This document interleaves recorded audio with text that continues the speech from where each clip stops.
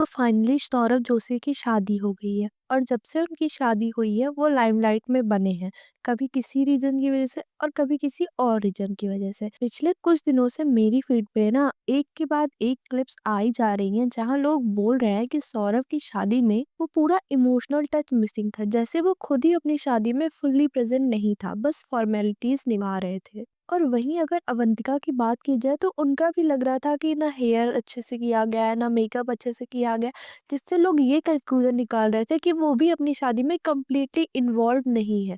तो लोगों ने एक कॉमन नैरेटिव बना लिया था कि शायद ये शादी सौरभ ने अपने पेरेंट्स की हैप्पीनेस के लिए किया था, स्पेशली अपनी मॉम की वजह से, क्योंकि उनके एक ब्लॉग की क्लिप में जहाँ उनके पेरेंट्स प्राउडली बोल रहे थे कि हमारा बेटा हमारी मर्जी से शादी कर रहा है। और यहीं से पूरी कहानी में ट्विस्ट आता है, क्योंकि एक टाइम था जब लोग जेन्युइनली मानते थे कि शौर्य और प्रिया थापा एग्जैक्टली एक रिलेशनशिप में थे, और ऑनेस्टली सौरभ भी उस इक्वेशन को लेकर ओपनली कंफर्टेबल थे। आज हम उस पुरानी स्टोरी के बारे में अच्छे से जानने वाले हैं, क्या हुआ था उनके बीच में, और शादी के बाद प्रिया ने सौरभ को जिन रील्स में ट्रोल किया जा रहा है उन रील्स को लाइक करना क्यों शुरू कर दिया। प्रिया ढापा और सौरभ जोशी की जो फ्रेंडशिप है ना वो काफी पुरानी है। प्रिया ढापा सौरभ जोशी की अर्लीस्ट सब्सक्राइबर में से एक थी। सौरभ का ब्लॉगिंग से पहले एक आर्ट चैनल था जिसपे अभी 5 मिलियन तक सब्सक्राइबर है, लेकिन जब उसपे बहुत कम सब्सक्राइबर थे प्रिया ने तब उस चैनल को सब्सक्राइब किया था। कोइंसिडेंटली जिस कॉलेज में सौरभ को एडमिशन लेना था वहां पर प्रिया को एडमिशन मिल गया, पर सौरभ को वहां पे एडमिशन नहीं मिला, लेकिन प्रिया ने उसको थैंक्स वाला मैसेज किया क्योंकि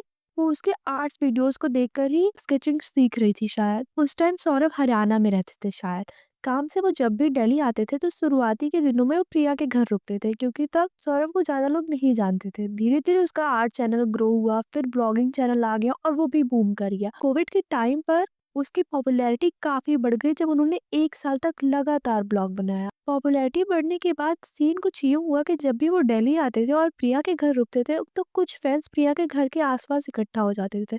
इसी चीज को अवॉइड करने के लिए वो होटल्स में रुकने लगे, पर तब तक एलिजिटली ये बताया जाता था कि वो रिलेशनशिप में है, क्योंकि दोनों एक साथ कई बार स्पॉट किए जाते थे और उन्होंने कई म्यूजिक वीडियोस भी साथ में किए। और प्रिया जब भी सौरभ जोशी के ब्लॉग्स में दिखती थी तो उन्हीं केमिस्ट्री देखकर लगता था कि वो रिलेशनशिप में है, हालांकि उन दोनों ने कभी भी इसको फ्रेंडशिप से ज्यादा नहीं बताया। सौरभ ने अवंतिका के साथ अपनी अरेंज मैरिज अनाउंस करने के थोड़े वक्त पहले ही प्रिया को अनफॉलो कर दिया। उसके पोस्ट जिनमें वो टैग होती थी वो दिखना बंद हो गए। एक्चुअली अगर कोई इंसान टैग पोस्ट में दिखना बंद हो जाता है तो शायद उसको ब्लॉक कर दिया जाता है।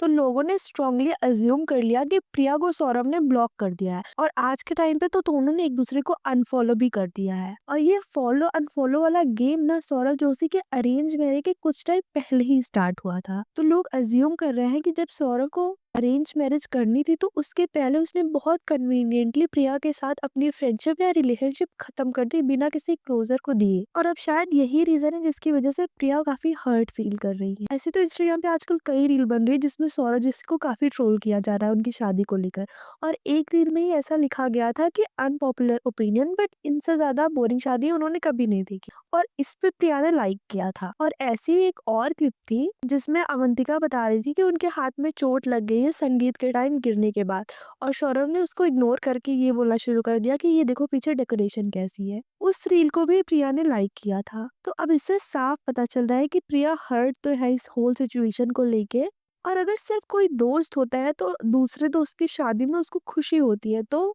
इनडायरेक्टली लोग अज्यूम कर रहे हैं कि शायद इन रिलेशनशिप में था जिसकी वजह से प्रिया इतना सॉल्टी बिहेव कर रही है इनके शादी के बाद। शायद इसलिए भी कि जितना ऑनलाइन बताया गया उसमें यह कहा जा रहा है कि सौरभ ने अपने पेरेंट्स की इच्छा से अरेंज मैरिज एक्सेप्ट की है, और इसीलिए स्टार्टिंग से वो अवंतिका के साथ प्रॉपरली इमोशनली इन्वेस्टेड नहीं दिखाई दिए।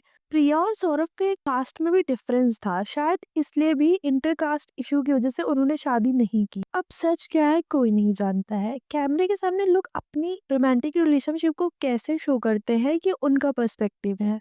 जो इंसान 5 साल से लगातार ब्लॉगिंग कर रहा है तो अज्यूम किया जाता है कि वो अब तो कैमरे के सामने कंफर्टेबल हो गया और उसका रियल सेल्फ ही कैमरे के सामने दिखता है। और ये भी है कि ज्यादातर अरेंज मैरिजेस में शादी के बाद प्यार दिखा गया है, तो इनके में भी ये चीज हो सकती है। एट द एंड हम उनको बहुत सारी कॉन्ग्रेचुलेशन देते हैं। That's it for today's video. अगर आपको वीडियो अच्छी लगी है तो प्लीज चैनल को सब्सक्राइब करें, वीडियो को लाइक करें।